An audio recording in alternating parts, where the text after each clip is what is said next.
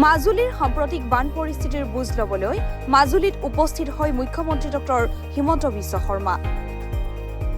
যোৱা শনিবাৰে নিশা ব্ৰহ্মপুত্ৰৰ বাঢ়নি পানীয়ে হঠাৎ বুৰাই পেলাইছিল মাজুলীৰ নৈপৰীয়া মাজুলীৰ অঞ্চল। বিশেষকৈ পূব মাজুলীৰ হলমাৰা আৰু দক্ষিণপাট অঞ্চলৰ মথাউৰিৰ বাহিৰৰ গাঁওসমূহ বিস্তৰ ক্ষতিসাধন হৈছিল। তাৰ এদিনৰ পিছতেই আউনীআটী সত্ৰৰ সমীপৰ যুগুনিধাৰীত ব্ৰহ্মপুত্ৰৰ বাঢ়নি পানীয়ে অঞ্চলটোৰ এক বিস্তৰ ক্ষতিসাধন কৰিছিল।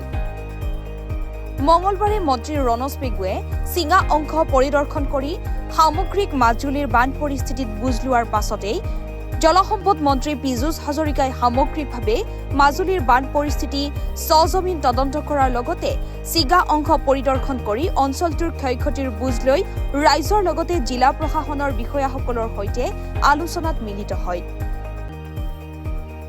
মুখ্যমন্ত্ৰী ডক্টৰ হিমন্ত বিশ্ব শৰ্মাই ঢকুৱাখানাৰ পৰা স্থলপথেৰে পোনে পোনে কঢ়াল গাঁও অঞ্চলৰ বান পৰিস্থিতিৰ বুজ লৈ যুগুনিধাৰীৰ মথাউৰি চিগা অংশ পৰিদৰ্শন কৰি অঞ্চলটোৰ ক্ষয়ক্ষতিৰ বুজ লোৱাৰ লগতে স্থানীয় ৰাইজৰ সৈতে মত বিনিময় কৰে। মন্ত্ৰীগৰাকীৰ এই ভ্ৰমণৰ সময়ত মন্ত্ৰী পীযুষ হাজৰিকা, মন্ত্ৰী জয়ন্ত মল্ল বৰুৱা, ৰণোজ পেগু, সাংসদ প্ৰদান বৰুৱা, ঢকুৱাখানাৰ বিধায়ক নৱ কুমাৰ দলে, স্থানীয় বিধায়ক ভুৱন গাম, জিলা আয়ুক্ত কাবেৰী বি শৰ্মাৰ লগতে জিলা প্ৰশাসনৰ বিষয়ববীয়াসকল উপস্থিত থাকে।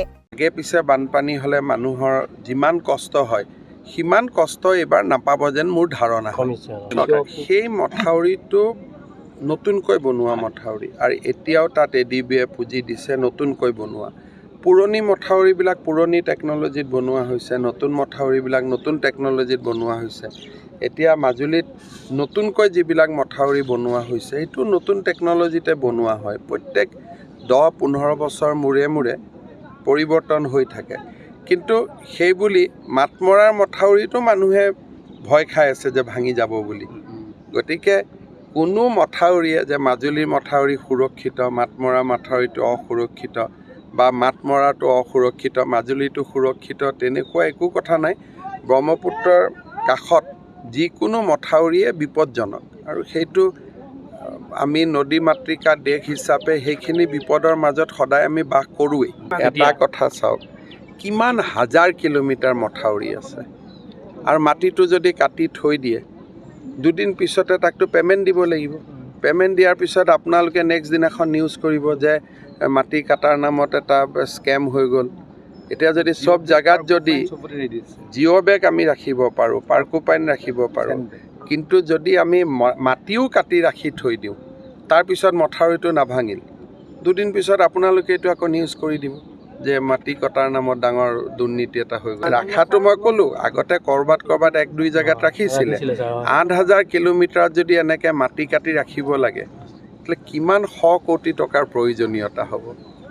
আৰু তাৰ পিছত কি হ'ব, মাথাউৰিটো নাভাঙিল, মাটি খানি এনেই পৰি থাকিল।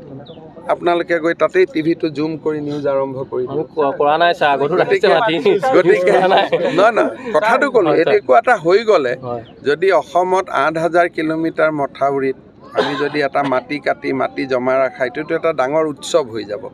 আৰু তাৰ পিছত সেই মথাউৰিটো নাভাঙিল, কাৰণ এইবাৰো মাত্ৰ অসমত ব্ৰহ্মপুত্ৰৰ ওপৰত 3টা মথাউৰিয়ে ভাঙিছে, হাতীমূৰা, মাজুলী আৰু বংকোৱাল, 3টা, আৰু ভঙাই নাই।